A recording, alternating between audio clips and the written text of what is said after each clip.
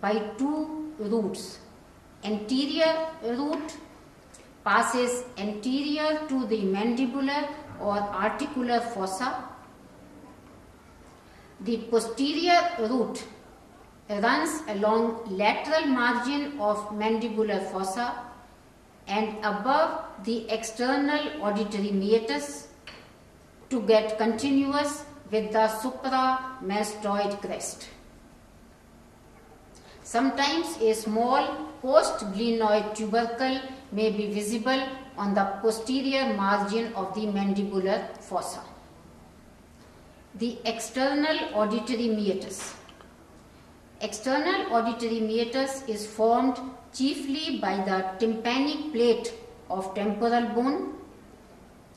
Only a small part is formed by the squamous temporal bone.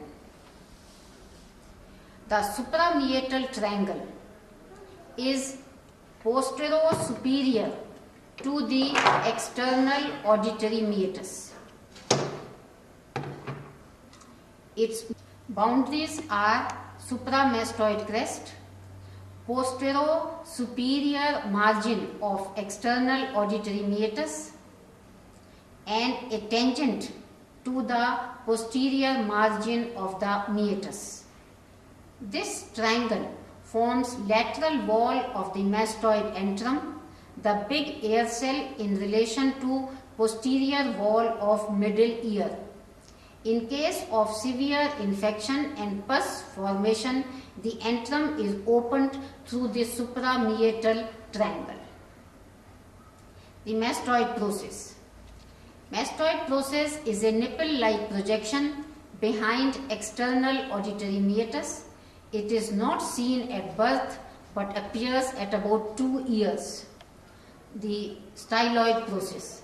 Styloid process is a needle-like process 2 to 2.5 centimeter long, anteromedial to the mastoid process. Few muscles and ligaments are attached to the process. Temporal fossa lies on the lateral side of skull. Its upper limit is the superior temporal line. It communicates by a gap deep to the zygomatic bone with the infratemporal fossa.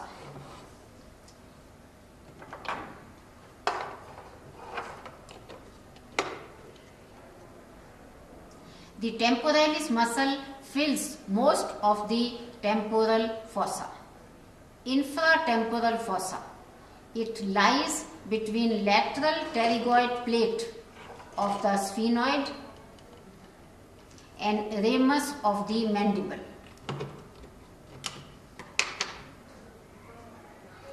The other 3 muscles of mastication and related structures lie here. Anterior to infratemporal fossa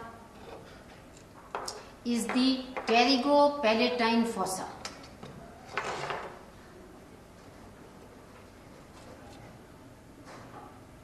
Where the pterygopalatine ganglia and related structures are present. Norma basalis. The view of the skull from inferior or basal aspect is called norma basalis. It is divided into 3 regions: anterior part, middle part, and posterior part. The anterior part of norma basalis. There is an alveolar arch containing sockets for 16 upper teeth. Anterior 2/3 of hard palate is formed by palatine process of maxilla. Posterior 1/3 is formed by horizontal process of palatine bone. A cruciform suture is seen between these adjacent bones. The foramina seen are incisive foramen in the midline anteriorly with the right and left incisive canals. Greater palatine foramen on the posterolateral corner. 2 to 3 lesser palatine foramina behind greater palatine foramen.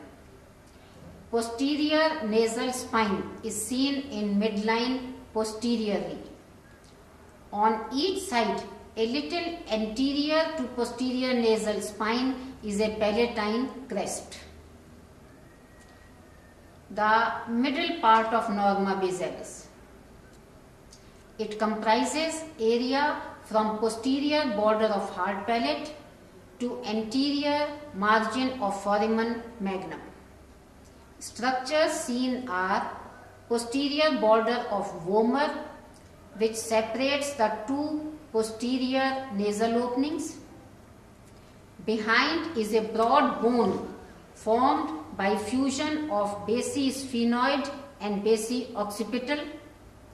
This is a primary cartilaginous joint and allows growth of bones. This part of the bone is marked by a pharyngeal tubercle in the median plane. The lateral area. Parts seen are pterygoid process and greater wing, both of the sphenoid bone, tympanic, squamous, and petrous parts of temporal bone. The pterygoid process is a single process at its attachment to the junction of body and greater wing of sphenoid. Inferiorly and posteriorly, it splits into a lateral pterygoid plate and a medial pterygoid plates. The two plates remain fused anteriorly and are separated from the maxilla by pterygomaxillary fissure. Medial pterygoid plate at upper end shows a scaphoid fossa.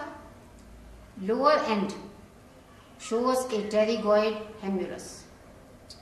Lateral pterygoid plate gives origin to the pterygoid muscles from its medial and lateral surfaces.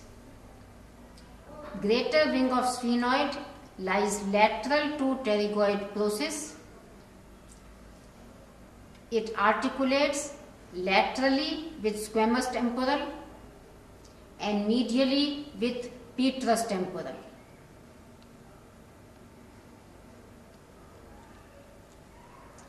At its posterior most point between these articulations is a sharp, small projection called spine of sphenoid.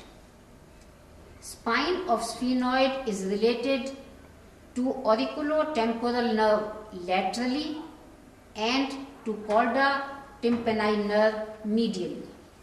In injury to the spine, both these nerves may get affected, leading to loss of salivation and partial loss of taste. The greater wing of sphenoid. The greater wing of sphenoid is pierced by foramen ovale. Main structure passing through this is the mandibular nerve. Posterior to that is the foramen spinosum, which gives passage to middle meningeal artery. Sulcus tubi is a groove between greater wing of sphenoid and petrous temporal bone. It lodges the cartilaginous part of auditory tube. The petrous temporal bone. Petrous temporal is a triangular bone. Its apex is medially placed. At its apex is the upper end of the carotid canal. The lower end of carotid canal lies on the inferior surface of petrous temporal. Thus, carotid canal runs medially and forwards within the rock-like petrous temporal bone. Foramen lacerum, about 1 centimeter long. Its lower end is bounded by petrous temporal and basi-occipit and basi-sphenoid bone. upper end of the carotid canal open